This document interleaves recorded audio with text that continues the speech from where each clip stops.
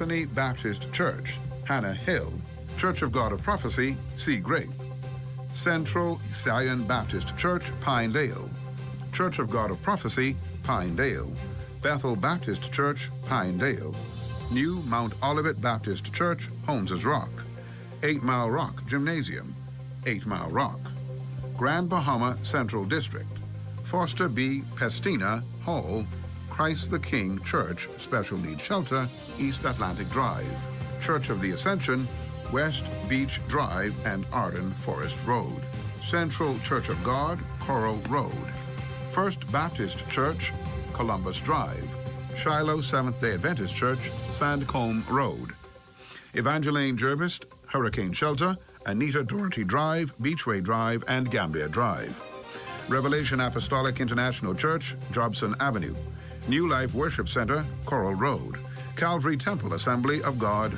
Clive Avenue, Bishop Michael Eldon School Auditorium, Anita Doherty Drive, Church of God of Prophecy Community at Heart, reserved for Aftermath, Coral Road, Maurice Moore Primary School, Torcross Road, and Sandcombe Drive, First Holiness Church of God, reserved for Aftermath, Young Husband Avenue, Miracle Revival Fellowship, reserved for Aftermath, Eleuthera Drive, Hawksbill, Sir Jack Hayward Junior High School, Settlers Way, St. George's High School Gymnasium, Sunset Highway. And Life with Key, I'm Tanya Smith Cartwright. This is ZNS.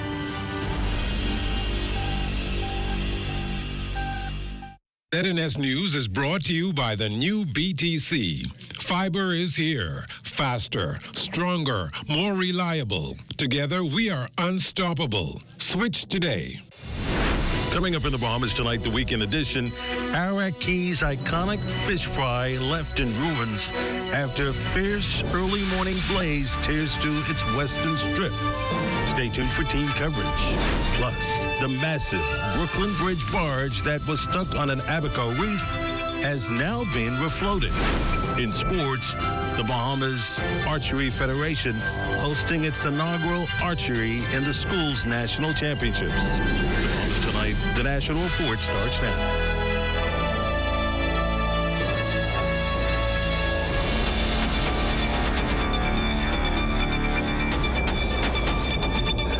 Good Sunday evening. I'm Desmond Saunders, and welcome to the broadcast. Arak Key, one of the country's most beloved cultural hubs, lies in ruins tonight, reduced to rubble after a ferocious early morning blaze tore through its western end, destroying several iconic stalls and leaving a deep scar on the heart of the fish fry. Our team coverage begins tonight with our Lloyd Allen, who is on the scene. As chaos ensued, the area becoming consumed with vendors, patrons, and bystanders, all in shock and attempting to do just about anything to assist in what appeared to be a fight between the blaze and maintaining one of the country's landmark destinations. Superintendent Quincy McGregor from the Fire Services shared what officials have learned about the cause of the fire, reported to authorities just minutes before 9 a.m. Sunday. Upon arrival, officers met a two-story wooden structure engulfed in flames, and the fire was aggressively attacked, brought under control, and extinguished. However, the building was destroyed along with 5 other buildings nearby. Trudy's, On the Edge, Rake and Scrape, Goldie's, Brother Eddie, and Red Snapper, iconic seaside eateries that were either reduced to rubble or partially destroyed. President of the Arak Key Kingfish Food Vendors Association, Rodney Russell, says many of the establishments were staples to the tourist destination for more than 3 decades, with losses in the millions and none of which were insured. We do not have no property on the fish fry insured. Why? Some years ago, we tried to insure places in Arak Key to have a general insurance. All insurance companies told us that we cannot insure your buildings for 2 reasons. They are too close together and they are made out of wood. Manager at Goldie's, Kirkleen Evans, also shared that several employees were in the establishment at the time of the fire. Luckily, there were no injuries. However, she is saddened to learn of the fire at the place she says she has been a part of since childhood. We've watched Goldie's all our life, so this is very sad for us. It's devastating news, but we trust God through it all. We believe that we'll rebuild stronger and better. For the Bahamas Tonight, I'm Lloyd Allen. Lloyd, thanks much. Lloyd Allen on the scene today. Well, as smoke lingered over the site this morning, Prime Minister the Honorable Philip Davis, along with several cabinet ministers, toured the devastation, assuring vendors that the government is stepping in urgently. He promised rapid action to begin rebuilding and to help those affected to get back on their feet as quickly as possible. This Arawak Key has become a tourist attraction. Serving Bahamian food, our culture is displayed here very often, and so it is important for us to come out of this as quickly as possible. We'll be meeting with the owners affected by the fire sometime early tomorrow morning. We'll try to start cleaning up right away. We'll bring some assistance to ensure that normalcy is returned to this side, they call the west side of our key. The Prime Minister says the fire underscores long-standing concerns about safety and sanitation on the property and may now fast-track long-discussed redevelopment plans. This gives us the opportunity for quite some time. We're thinking about how we could redevelop our key to ensure proper sanitation, minimize fire hazards, and to ensure that this place is healthy. And so this gives us that opportunity to continue, particularly we can start on this side, and that will be starting as soon as we start cleaning up this area. But the damage runs deeper than the debris. With stalls wiped out and livelihoods disrupted, many workers are now left in limbo. The nation's chief has pledged swift relief to impacted vendors while teams begin the push to restore the iconic tourist hub to the lively, world-famous stop that draws thousands of cruise visitors year-round. This has become a major tourist attraction, particularly for the cruise passengers come. You can see them walking here almost every daily, and they're here enjoying what we have to offer at this site. Thanks, everybody. And so right now we need to get it back, and we'll be doing it soon. Well, tonight the Free Nation Movement is responding to the devastating fire that ripped through the western end of our key, destroying several well-known restaurants at one of the nation's most iconic cultural hubs. In an official statement, Leader of the Opposition, Michael Pintard, says the road to recovery must be an all-hands-on effort, calling on government, private partners, and the wider community to unite in rebuilding the cultural landmark stronger than before. Pintard adds the Free Nation Movement stands ready to play a meaningful role in restoring the energy, spirit, and economic heartbeat that makes the fish fry a national treasure. While the PLP and FNM candidates for the Fort Charlotte constituency crossing the political divide, uniting to support recovery efforts and to help vendors chart a new path towards rebuilding. Sebastian of the Progressive Liberal Party and Travis Robinson of the Free Nation Movement visited Arawak soon after fire officials contained the blaze, both describing the destruction as a severe setback for business owners already navigating through a tough economy. Built while it's a temporary inconvenience for patrons and vendors, no lives lost, and the damage that we see here right now can be rectified. I know that this is high season, so it's very unfortunate because this is a tourism product for us. So, you know, this is not at the right time. It's never the right time for something like this. This gives us an opportunity to master plan fish fry in a way that I think was intended. But, you know, no one could have foreseen that, you know, one vendor turned into two and two turned into three, and then it was kind of ad hoc. This gives us the time to take a step back, master plan this. Free Nation Movement Fort Charlotte candidate Travis Robinson expressing his support to assist Iraqi vendors. My heart goes out to the owners of these various stalls that were destroyed just a few minutes ago this morning. We will work with them from my office to ensure that they build back and build back even better. This will cause us to be able to look at how we treat with the protocols surrounding the building infrastructure and to revise laws that are in place that governs this fish fry area. Well, days after the Brooklyn Bridge barge ran aground at Abaco, prompting environmental concerns as well as possible cargo loss, the Ministry of Energy and Transport says the vessel has been successfully refloated and removed from the reef. According to a press release published by the ministry, the Brooklyn Bridge barge is being transported to Jacksonville, Florida, where it will undergo a thorough inspection and inventory review. Officials also note that an environmental assessment will also be carried out to evaluate any potential environmental impact the incident could have caused, and necessary legal penalties will be imposed on the barge in accordance with established regulations. The ministry, speaking in conjunction with the Port Department, notes that it remains dedicated to upholding its responsibilities and safeguarding the marine environment. Well, still to come, the Prime Minister touring major infrastructural upgrades on Cat Island. That and more when we come back.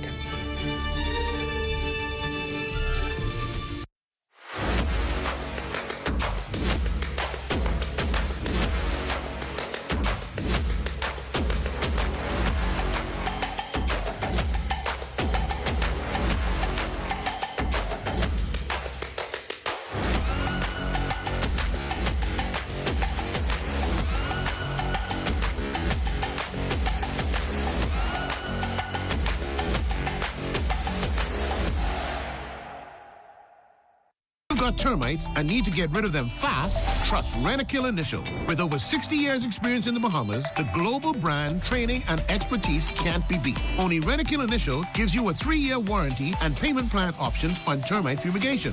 No one can match the range of treatments we offer, such as fumigation, pre-construction treatments, termite monitoring, and more. No matter where you are in the Bahamas, we will come to you. When it comes to complete termite eradication, there's only one name, Rent-A-Kill Initial.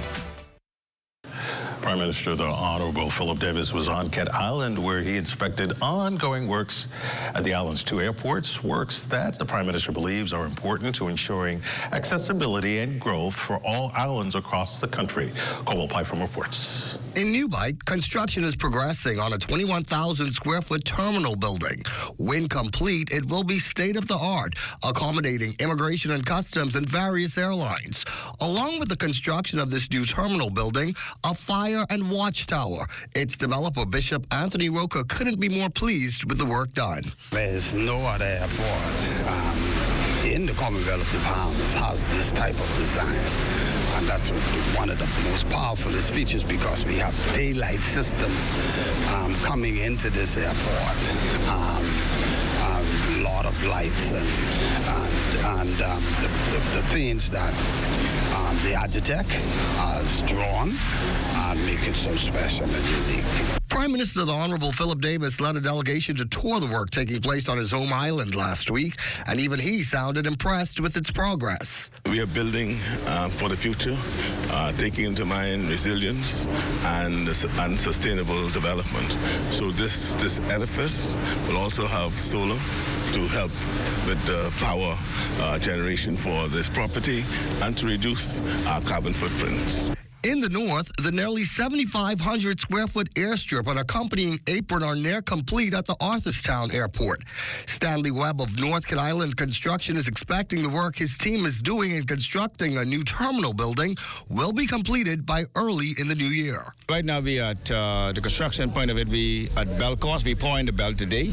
We'll be finished with pouring the bell today, and we're going to let it dry for about 2 weeks, set properly, and then we're going to have the roof on between now and the end of the month. And Prime Minister Davis assures that work to upgrade airports across the country are ongoing. This is not just here in Cat Island, but all of the islands. You'll see upgrades at the airports, which is, again, a catalyst for connectivity.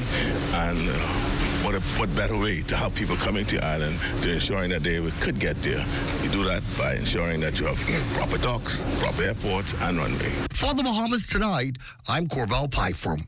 Family of the late Honorable Winston Gus Cooper announcing in a publicly released statement that birthday celebrations for Cooper tonight at the Valley Boys Junket Practice will be held in collaboration with the world-famous Valley Boys Junket Group and no other fraction.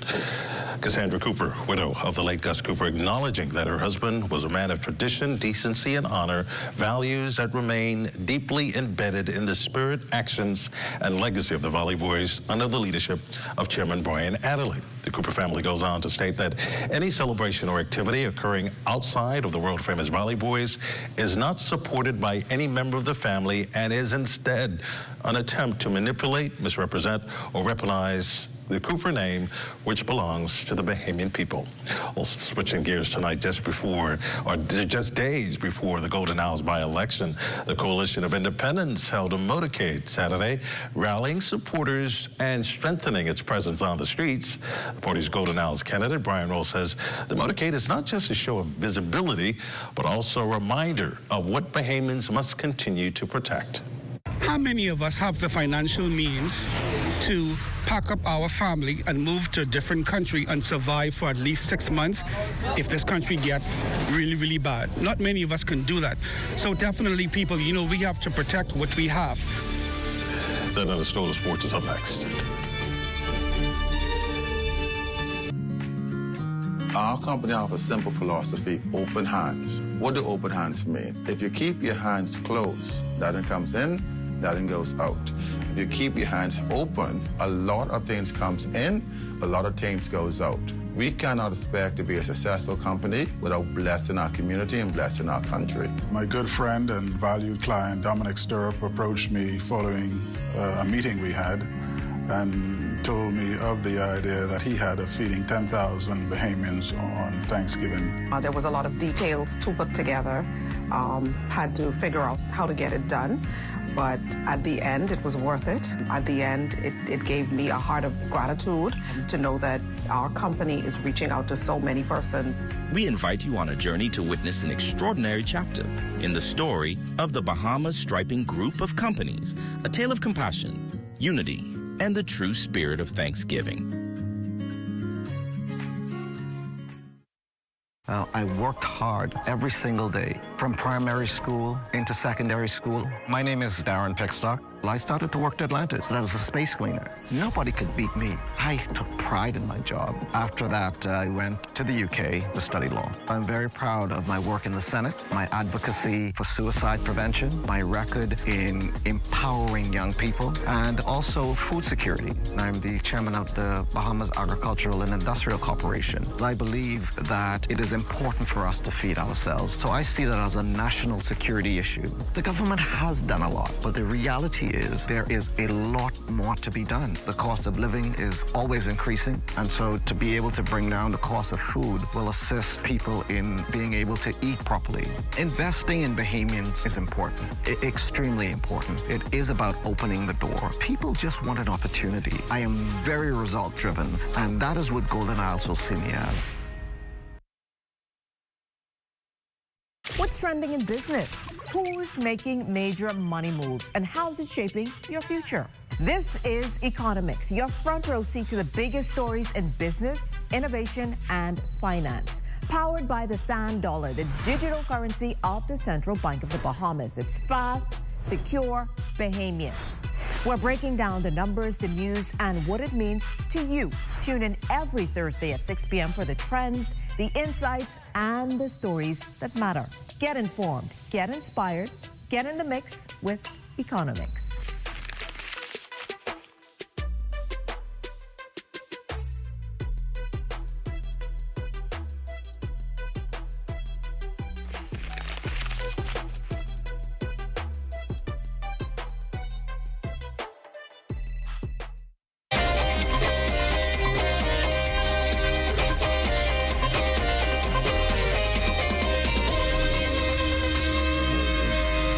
Welcome to your stress-free Sunday Sports Check. I'm Eugene Stewart. The Bahamas Archery Federation hosting its inaugural Archery in the Schools National Championship.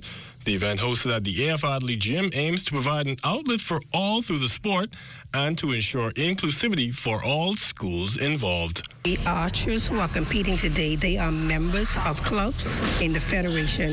So we thought, okay, we will have those archers represent their school.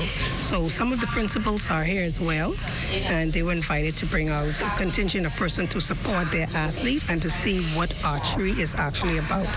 And we want to integrate it into the physical education curriculum for all schools. The numbers on the floor here, they represent the number of targets. So each target will have a corresponding number, and that will tell the athlete which target they have been assigned to shoot on.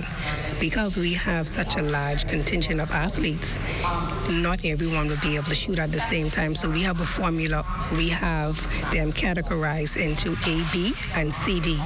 So when A and B is called, they would be the ones shooting while the other ones will be waiting on the line to shoot. We also have the blue markings. They will tell the distance and also where the athlete should be standing before they actually execute the shot. Stover Rose says the sport is for all walks of life and the door is open for all to get involved. There are many athletes, students, who would like to participate in sport. However, they feel as though they are challenged in doing so. So archery is a sport that is open to anyone of any age. Our youngest is age 3 and our eldest person is actually 86. She's here today and she shoots as well. We also have para archers. We have 2 that are blind and we have those who have amputations. So we want to expose everyone to not only doing a sport, but also to maintain health and wellness. The Bahamas Chess Federation and its Smart Moves program aims to structure the educational side of chess into the classroom. Bahamas Chess Federation President Curtis Pride tells us more. Chess is a proven and effective educational tool. It's not just a game. And FIDE, the International Chess Federation, along with the International Schools Federation, has just deemed 2026 as the year of chess in education. And so there's an international effort that is being made to integrate chess into classrooms all around the world, which means that more students and kids will be learning chess, which is going to increase the popularity. Since their launch on October 6th, Pride says the involvement has received traction from many schools thus far. And we currently have 14 schools engaged in that program. Along with that program, we have an initiative called Night School that's actually training one teacher or adult from each of those schools how to play chess and how to teach chess so that after our 8-week program is finished in the school, they can carry on teaching the kids and managing their own program. And that's been your stress-free Sunday Sports Check. I'm Eugene Stewart. Enjoy your evening.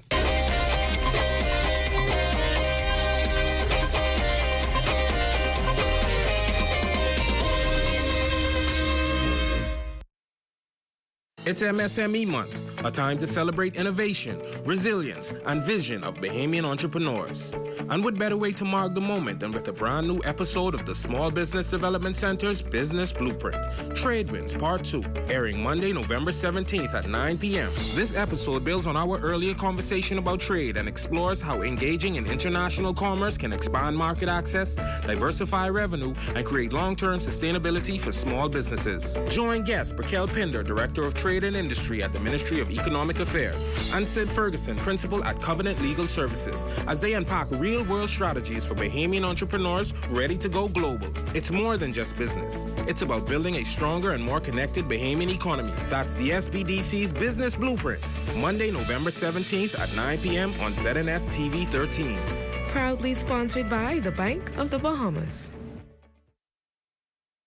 When I became born again, I got a better understanding of who I was supposed to be and my purpose in the earth. And I realized that an adulterer was not my purpose.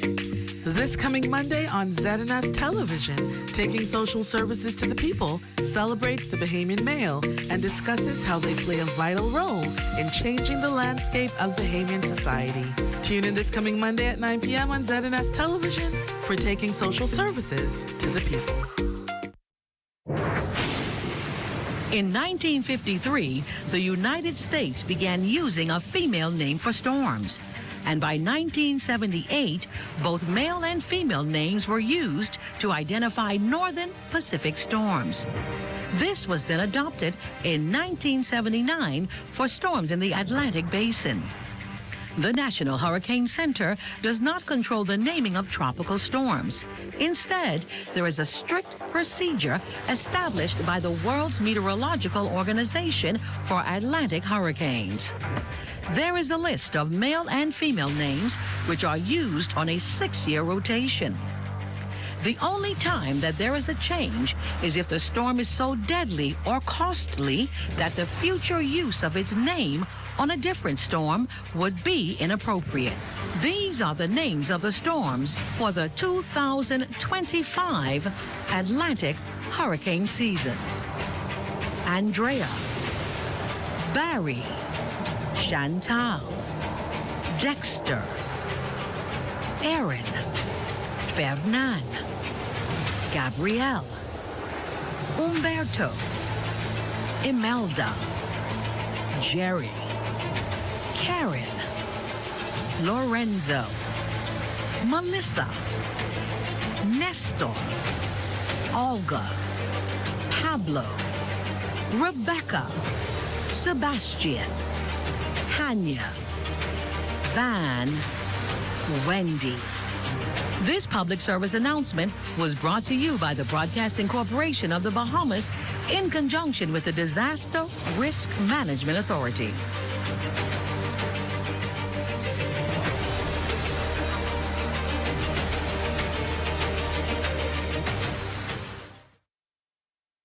We are here in the time of need. There's no discrimination. The mission is to relieve the suffering. We volunteer, we deliver care.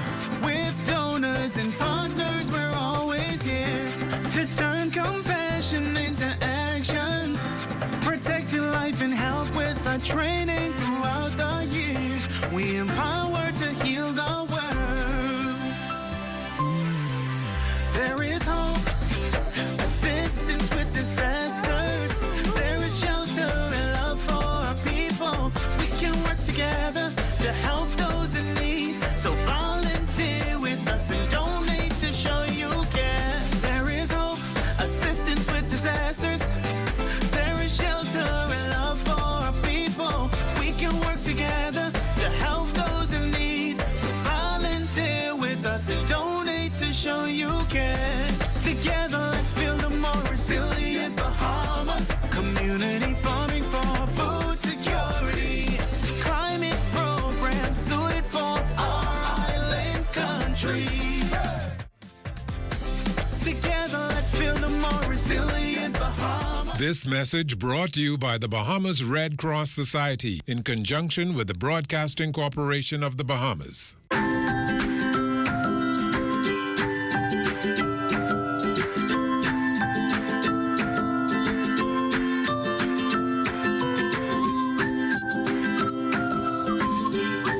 Time now for a check on tonight's weather forecast. Diane Dorsey joins us in the studio with the latest temperatures. Good evening, Diane. Good evening, Desmond. As always, let's start with a quick look at the tropics. The countdown is on with now 14 days left in the 2025 Atlantic hurricane season. The tropics are quiet. No tropical cyclone development is expected over the next 7 days. Now, outside the studios, conditions are partly cloudy with a temperature of 77 degrees. Winds are east at 3 miles per hour. Humidity is standing at 66%, and pressure is at 29.99 inches or 1,015.7 millibars. And across the Family Islands, here's how temperatures are looking. In the northwest Bahamas, Freeport City, Green Turtle Key, Allenstown, Bimini, all at 76 degrees. Bullocks Harbor and Marsh Harbor, Abaco at 78. Moving down to the central Bahamas, Fresh Creek, Central Andrews at 80 degrees. Camp Space, South Andrews and Black Point, Exuma 81.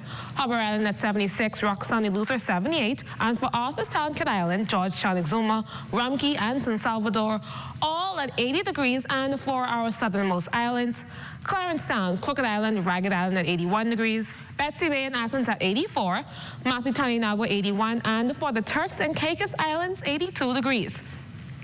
For boulders in the northwest Bahamas tonight and tomorrow, winds will be light and variable with flat seas. Low tide at 11:19 tonight, followed by a high tide at 5:39 tomorrow morning. Now in the central and southeast Bahamas, winds will be easterly at 10 to 15 knots with seas 2 to 4 feet. So it'll be another smooth day for boating across those waters.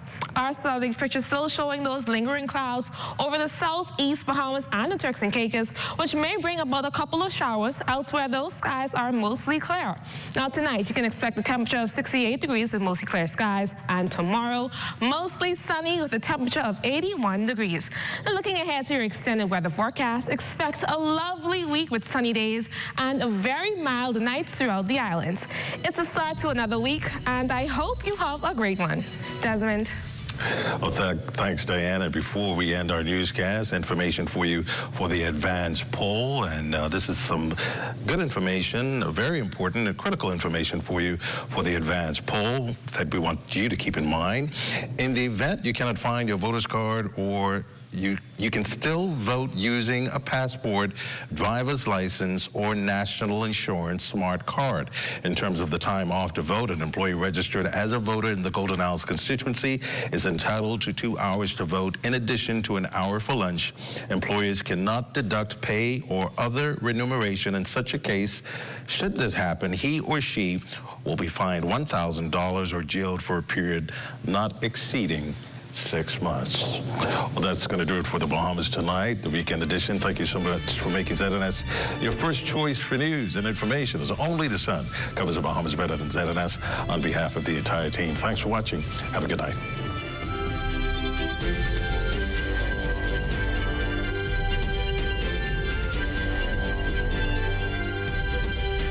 At the Lyndon Bindling International Airport, I'm Corvell Pyfrom.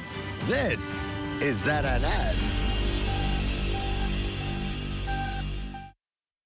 Hey guys, this is your boy Landlord, and welcome back to Positive TV, the place where we play positive music. And on this TV show, we set the stage for local and international artists. Some of them you may know, and some you just may not know. But don't you even think about touching that dial. A landlord, Luciano, Alcatraz, and Sola send this to the world. Save this world. Make them know some war is ugly and love is lovely. Big love. Send it. We need peace. We need love. Oh, yeah. On this Saturday night, a deadly day in Gaza. Israeli soldiers open fire on Palestinians desperate for food. The grim reality of daily life and death in the region, and the fresh appeal from Israelis to release hostages.